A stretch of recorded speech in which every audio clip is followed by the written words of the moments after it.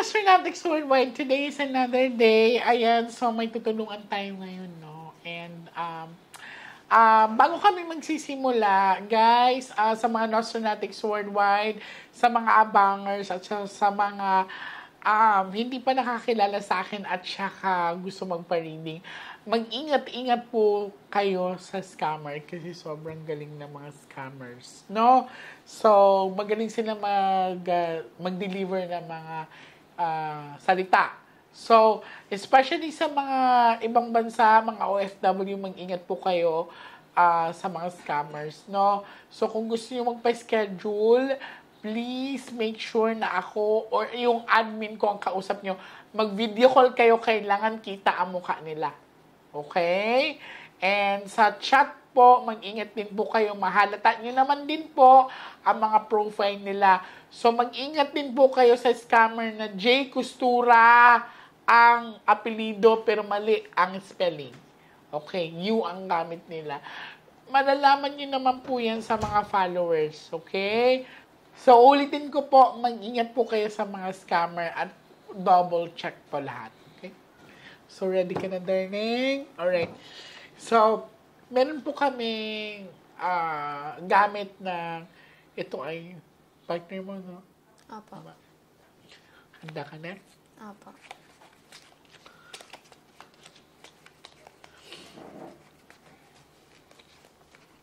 So, this is a Badla card, ha?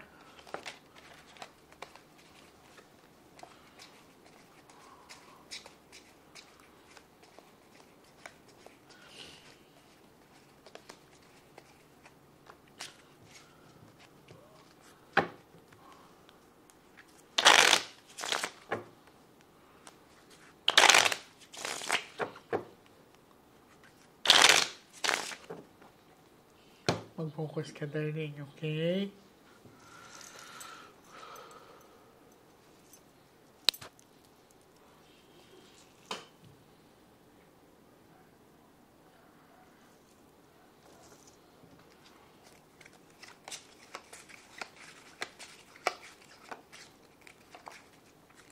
I want you to pick one card. Thank you. So, ikaw po ito. I'm hoping that this is a red card, ha?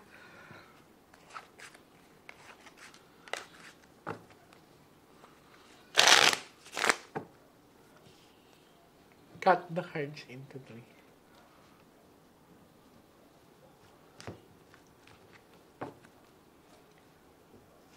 Kuha ka ngayon ng 7 cards, so total lagay mo dito.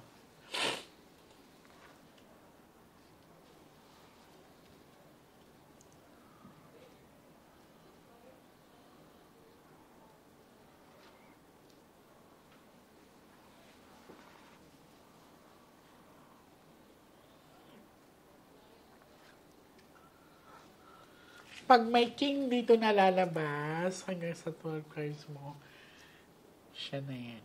Okay?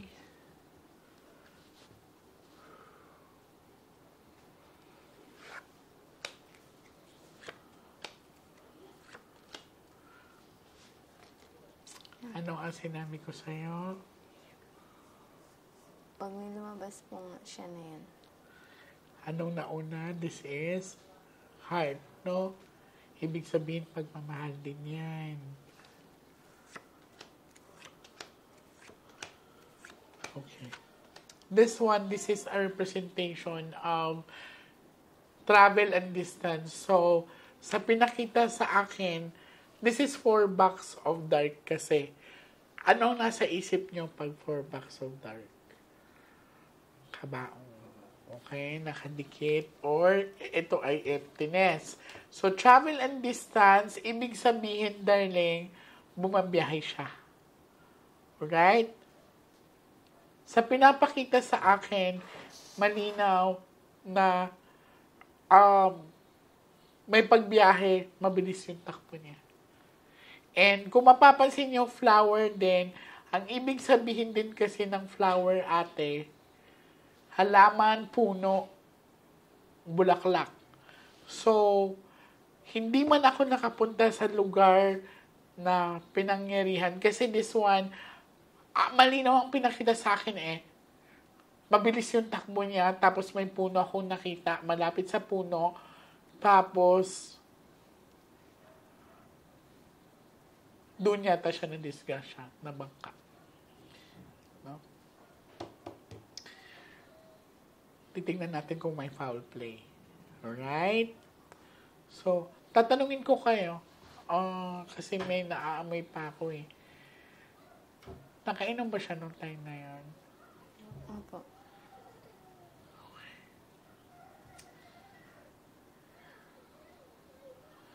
May tatanong din ako sa'yo ha. Kasi may number 3 of hearts dito. Selosa ka ba? Opo.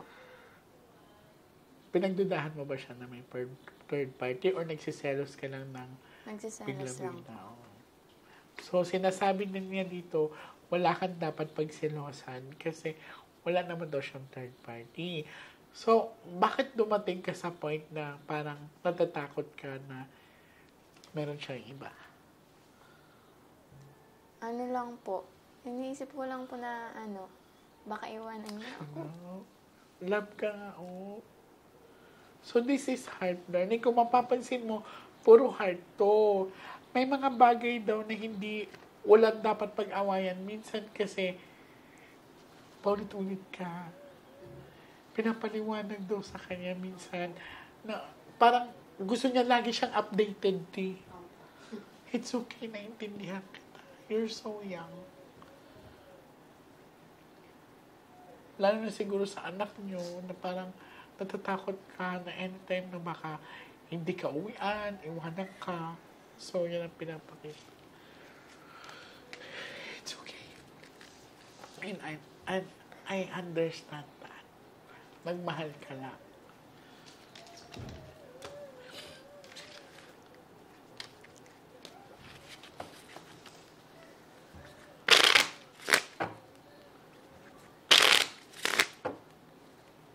Cut the cards into 3.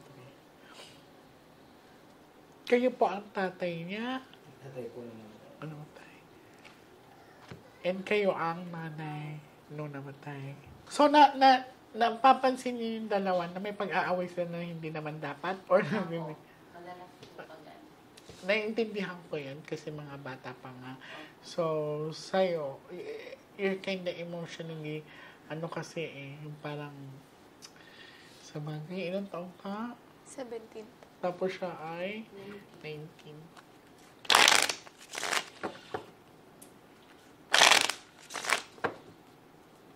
Cut the cards into 3. Kasi ang nangyari kasi dahil nakainom siya, di ba? Minsan sumasagi sa isip niya na lagi mo na daw siya na inaaway na walang dahilan.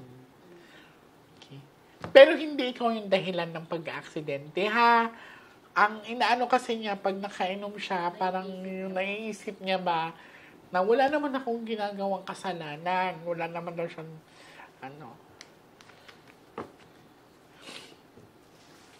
kuha ka na 9 cards of total. It's okay. Mas magandang maiyak mo yan.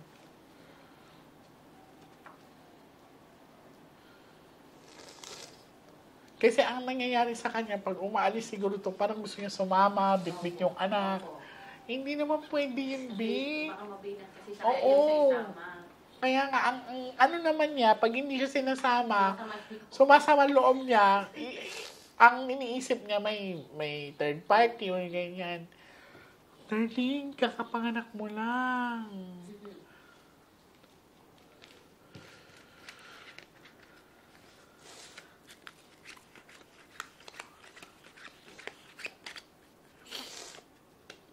Pag gano'n yan, tignan mo, lagi siya lumalabas, di ba? Okay, sharp object. So, wala daw foul play, talagang aksidente talaga.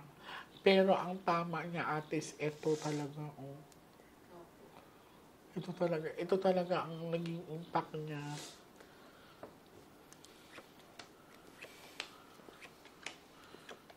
Kailangan ko mapuntahan yung lugar. Hindi kanya pinapatawid, baka doon natin ito gagawin. Saan to banda? Doon po sa General Trias po, State Landing. Kukunin ko yung address nila. Mamaya na lang kukunin ko yung address. Kasi this is 7 of Hook. Ibig sabihin, pag 7 of Hook kasi ate, baka na-trap lang siya doon. No? Ayan. Hindi lang ba siya ang aksidente no, sa lugar na yun? Panglima na daw po siya. Nung buwan na yon o nung araw na yon? Ay, siya lang po na-aksidente nung araw Nung na yun. araw na yun. Oo, pero sa madalas po doon, may na-aksidente Ay, po talaga. aksidente. Sige. Puntahan natin yung lugar. Mag-offer tayo ng ano. Last set of the cards. Kasi ang tinignan ko kung foul play, mapapansin nyo, malinis naman ang baraha. Talagang aksidente po talaga.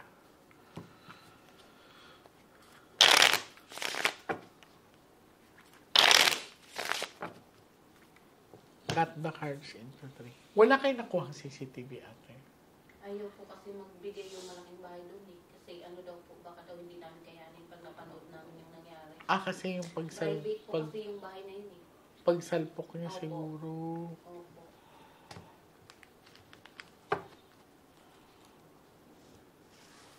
Kuha po kayo ng last 12 cards of total.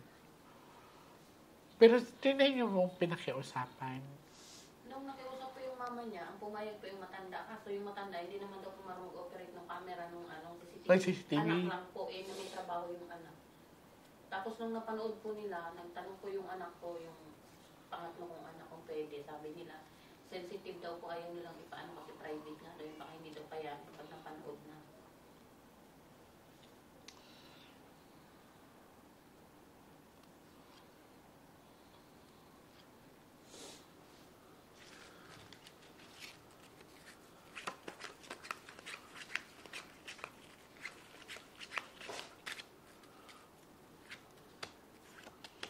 Minsan nalulungkot ka pa rin. Kailangan mong lakasan mo loob mo. Kasi dahil yung kakapanganak mo pa lang, ayoko mabinat ka. Ilang months pa yung baby ninyo? 2 months pa lang po. Oo. May ano pa rin siya ha. Kailangan focus ka lang. Hindi ko sinasabing kalimutan mo siya. Pero kailangan mong maging okay para sa anak ninyo. Okay. Po. Sharp object ulit.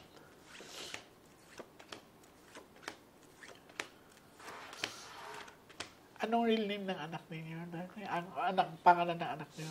Charles Kian po. Okay. Binabantayan niyo yung anak niyo. Ha? Kaya, lakasan mo din yung loob niyo. Magkikita pa tayo ulit. Doon tayo, malapit lang ba yung bahay niyo doon, ate?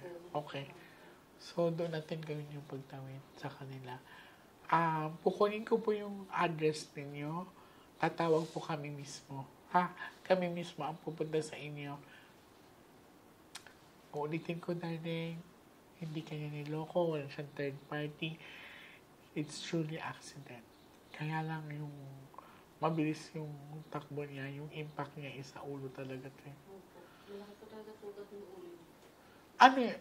Nawakwak yung ulo niya or talagang lang? Bagad po yung ganto. Tapos yung ganto po niya. I see. Sa niya po, dito po nag-umpisa yung iyak ng ano niya. So, hindi na operation ganyan, hindi na. Hindi, ang operahan po sana kaso ano po na yung ano niya po pulso niya nawala. Wala na. So, loss of blood na talaga Opo, siguro nire-revive siya. siya. Sabi ng doktor, baka daw po yung ugat niya na Pumutok na yung ugat niya.